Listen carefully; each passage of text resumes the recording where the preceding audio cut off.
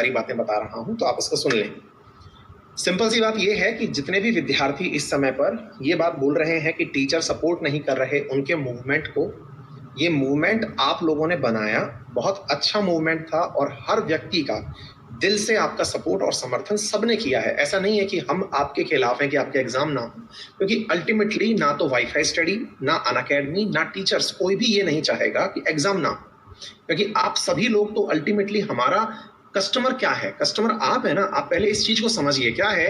कुछ लोगों ने अपनी पॉलिटिकल राजनीतिक रोटियां सेकने के लिए, अब राजनीतिक रोटियां मैं क्यों बोल रहा हूं आप इसे ऐसे समझिए प्यारे साथियों, अनअकैडमी इस समय मतलब बहुत बड़ा ब्रांड बन चुका है। आप इसको थोड़ा सा ऐसे समझने का प्रयास करें।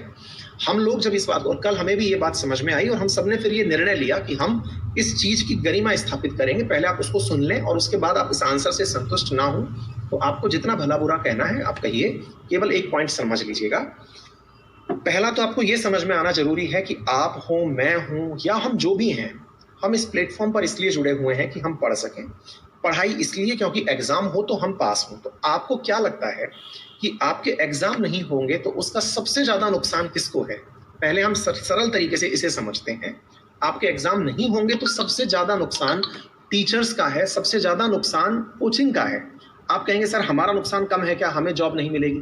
भाई साहब, अल्टीमेटली जो आप लोग समझते हैं कि टीचर्स का नुकसान नहीं है, मैं आपको उस तरफ नजर डाल रहा हूं। नो डाउट करोड़ों युवाओं का भविष्य अंधकार में लटका हुआ है, लेकिन उसके साथ साथ ये मत समझिए कि टीचर्स को कोई नुकसान नहीं हो रहा। भाई, जब बच्चे को पढ़ना ही नहीं है, एग्जाम ही नहीं है, तो टीचर पढ़ाएगा किसको? इसका मतलब तय है कि हमारे भी आप ही के साथ स्वार्थ जुड़े हुए हैं। हम भी यही चाहते हैं कि आपके एग्जाम राइट टाइम पर हो, सारी चीजें स्ट्रीमलाइन चलें। अच्छा एक बात बताइए, आज आप में से अधिकांश बच्चे अपना कोर्स ऑलरेडी खत्म करके बैठे हुए हैं, फिर कोई मेरा कोर्स क्यों परचेज करेगा भाई? जिसने पढ़ लिया एक ही एग्जाम के लिए, कोई नई वैकेंसी आएगी, नया रिजल्ट आएगा तो ही तो लेगा ना भाई। इसका मतलब तो सिंपल सी बात हो गई कि ये तो अल्टीमेटली लॉस तो हमारा ही है। फिर सवाल बनता है, जब लॉस आपका है तो फिर आप साथ आ क्यों नहीं रहे हमारे? आना चाहिए ना आपको, बिल्कुल आना चाहिए। लेकिन आपको मालूम होना चाहिए मेरे प्यारे साथियों, हर जॉब की एक कोड ऑफ कंडक्ट होता है। कोड ऑफ कंडक्ट का मतलब होता है आपको कुछ नियम के तहत काम करना होता है। जैसे जब आप अधिकारी बन जाएंगे, जब आप जिस एग्जाम की तैयारी कर रहे हैं, उस एग्जाम में जब आप पहुंचेंगे तो आप किसी भी प्रकार का राजनीतिक भाषण नहीं दे सकते, या आपका कोड ऑफ कंडक्ट होगा। इसी प्रकार से जब आप आर्मी में होते हैं तो देश के लिए कोई भी राजनीतिक कमेंट नहीं कर सकते, ये भी आपको मालूम होगा। आज हम एक संगठन में हैं और इस संगठन में लगभग 2000 टीचर हैं। सब दिल से कंपनी सहित आपके साथ हैं। कोई भी ऐसा नहीं है जो ये ना चाहता हो कि आपका एग्जाम ना हो, क्योंकि अल्टीमेटली आपका एग्जाम होगा तो हम लोगों के चूल्हे जलेंगे साहब। हमारे यहाँ पर पैसा आएगा कैसे? अल्टीमेटली आप पढ़ोगे तभी तो फीस आएंगी ना। तो तीसरी बड़ी बात मेरे प्यारे साथियों, कि जब हम कंपनी के पर्सपेक्टिव से बात करते हैं तो 1000 टीचर या 2000 टीचर जो अनअकैडमी पर जुड़े हैं, वो सब वीडियो बना बना के डालने लग रहे हैं। हर आदमी अपनी बात रख रहा है, हर आदमी अपनी बात रख रहा है। कितना बड़ा रिसोर्स खत्म हो जाएगा आप सोच के देखिए। 1-2000 आदमी एक ही जैसी बात कर रहा है बस। इसकी जगह अगर संगठनात्मक रूप से एक ही जगह निर्णय ले लिया जाए, मतलब कोई भी काम हो, कंपनी के पर्सपेक्टिव से अगर वो काम किया जाए, तो कंपनी ने हमसे केवल ये कहा है आपका काम पढ़ाना है, और ये बात सही भी है।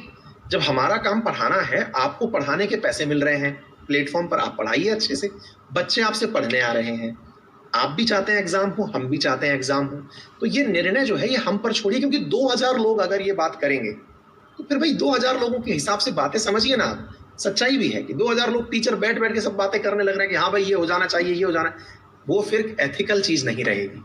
एथिकल से मतलब हुआ कि हर आदमी फिर अपने तरीके से अपना पिटारा खोल लेगा, पढ़ाने की जगह फिर मोर्चे सधने लगेंगे। बहुत सारे टीचर्स ने अपनी क्लासेस सस्पेंड कर दी हैं साहब, वो उठा उठा करके पढ़ाना शुरू कर दिए हैं, मतलब वो भाषण देना शुरू कर दिए हैं। अगर आप मुझसे पूछते हैं तो मैं इस बात से आपके साथ हूं, लेकिन निवेदन है आपको मेरा जितना भी विरोध करना है करते रहिए। लेकिन हाँ, आप जब विरोध करें तो और जो विद्यार्थी पढ़ रहे हैं उनका थोड़ा ख्याल रख लें। आपको नहीं पढ़ना है, स्वागत है आपका, मैं आपके गुस्से को भी स्वीकार करूंगा। आपको मेरी क्लास बायकॉट करनी है, कर दीजिए। आपको नहीं आना, मत आइए। मुझसे एक भी बच्चा पढ़ने आएगा ना, मैं उसको पूरी इज्जत और सम्मान से पढ़ाऊंगा। आपने देखा भी होगा कि मैं आज 1% भी नहीं डिगा था। आपने खूब अच्छा, बहुत सम्मान पूर्वक शब्दों का इस्तेमाल किया, लेकिन मैं एक बार भी नहीं डिगा। और मैं आगे भी नहीं डिगूंगा। कृत संकल्पित हूँ, दृढ़ संकल्पित हूँ।